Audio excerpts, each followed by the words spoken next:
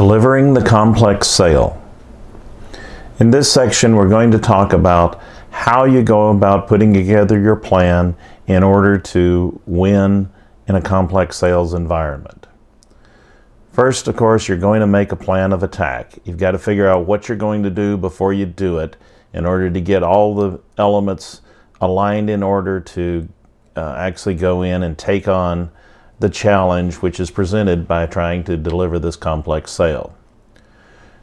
The different pieces of the plan of attack include situation analysis, developing strength, countering opposition, customer analysis, political analysis, then developing your actual plan itself, and then specific assignments. Taken one by one, situation analysis is basically looking at the background of how you got here, what's going on, what you need to know, kind of the core of information necessary to pursue this opportunity. You start off by looking at the history. What's the history of the customer? What's your history with the customer? What's your history?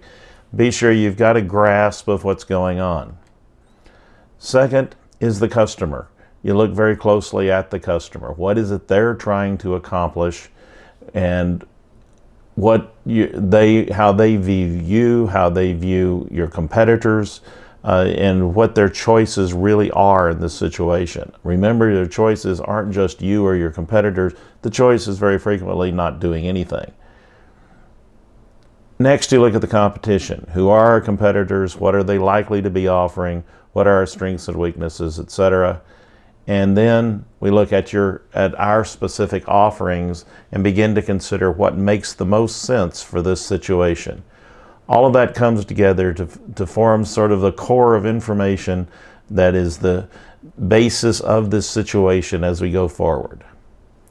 Then we look at developing our strength, starting off with our offering facts. What are the cold, hard facts about our offering? What makes it so good? Where has it got some weaknesses?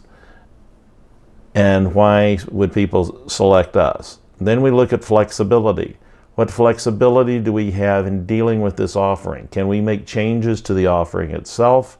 Can we make changes to the financing, the price, etc.? What flexibilities do we have as we encounter different kinds of issues developing with the customer?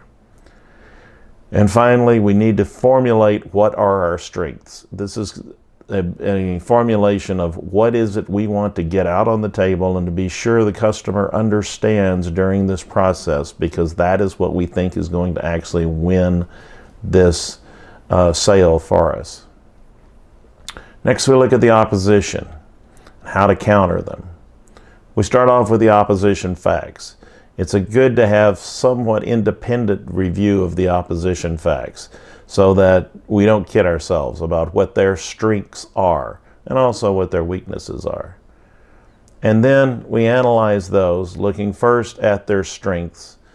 What are their strengths? Why do they stand up stronger than we do? And obviously looking then at what can we do to counter those strengths. And we look at their weaknesses. Where are their weaknesses? How do we go after those weaknesses? How does that stack up against our offerings? And figuring out how we can use those weaknesses to our benefit. And from that, we have a plan of attack specifically addressing our opposition. In other words, we have a specific plan of attack for every different opponent that we would be facing in this contest. Look at the customer. The first thing we need to understand is, what are their goals? What do they say they want to accomplish with this purchase? What is it that it's trying to do for them?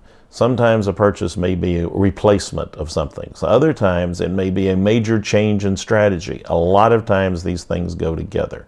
So what are their goals? What is it most important that they reach? And then what do they think they need? The customer will have specified goals, but they're going to have some opinions that they are bringing to this game. So they think they need this and that and the other. We need to understand that as much as possible. We don't necessarily accept that, but we will know that we have to deal with that. And if we're going to get them to change their minds, we have to be prepared to understand, what their thinking process is. Then we move on to what do we think they need. This can be substantially different than what they think they need. And hopefully we can be open enough so that the answer to this question isn't just our offering. The answer to the question needs to be, we think that given this set of facts, this is the better approach. Then hopefully it actually lines up with our offering. Then we reconcile those needs. So, what is it that we think they need? What do they think they need? How can they best go about meeting their goals? And the last one that always comes into play is, what can they afford? We might be able to come up with some beautiful, great ideas about what they could be doing, and it can be very elegant, and it can look really, really astounding. But in reality, they can't afford to do that. So we have to see to it that we're coming down with a proposal that is within financial realism for them. Then political analysis. Particularly big organizations don't typically make decisions based on facts. They make the decisions based on some combination of who's right, the politics, and what's right, the facts. The bigger the organization, the more likely the who's right will win out over the what's right. Regardless, we need to understand where we stand politically. So, first we want to know, who are the decision makers? Who are the people that are actually going to make this decision? And importantly, who do they listen to? Also known as the influencers. We want to understand who the players are, and that would be this group of people, the decision makers and the people they listen to. And then, from that group of people, we will have some people who are for us. That's wonderful. So we will look at, how do we go about utilizing those people to strengthen our case, to help make our case, and to help us succeed in this proposal. We will also have some people out there that are against us. We have to be careful how we handle people that are against us. But the one thing we will do is, some of them we will try to turn. We will spend time trying to show them why our proposal is in fact better, and see if we can turn them. And if we can't do that, we will try to neutralize them. Basically, to utilize the people that are for us to neutralize the effect that those that are against us have on our proposal. When we've done all this, we are ready to develop our plan. We've done our situation analysis, our strength analysis. We've figured out how to counter the opposition. We've done our customer analysis and our political analysis. We pull all this together, and we come up with our plan of attack. How are we going to present? Who are we going to meet with? Who are we going to have discussions with? And how are we going to move ahead and try to win this sale? The last step of it is the assignments.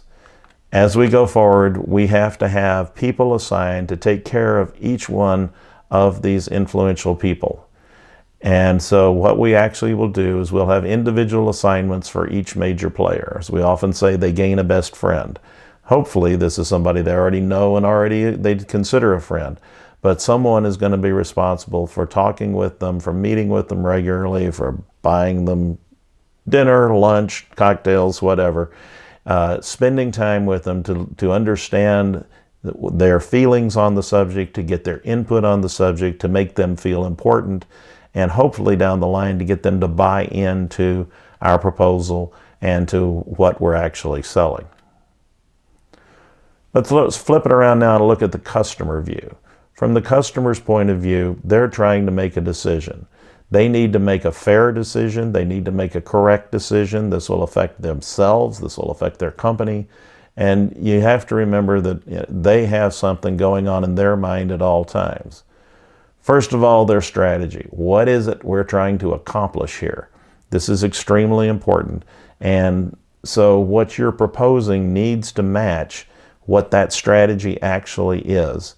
And the customer is going to be looking very closely to see to it that they think they can get where they want to go based with your proposal.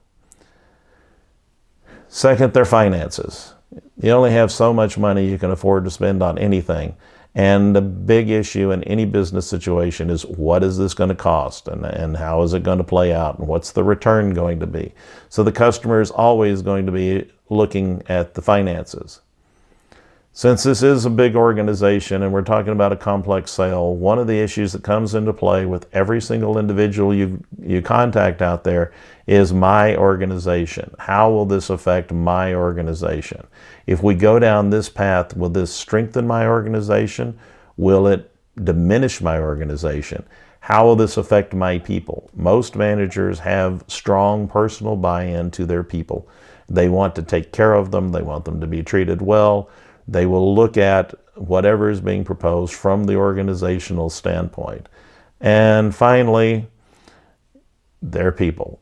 And they will look at it from their own personal standpoint. What does this mean to me? If we take your solution, will it strengthen my personal position? Will it diminish my personal position? How will it make me feel over the long haul? All of that comes together to influence the eventual decision that is made.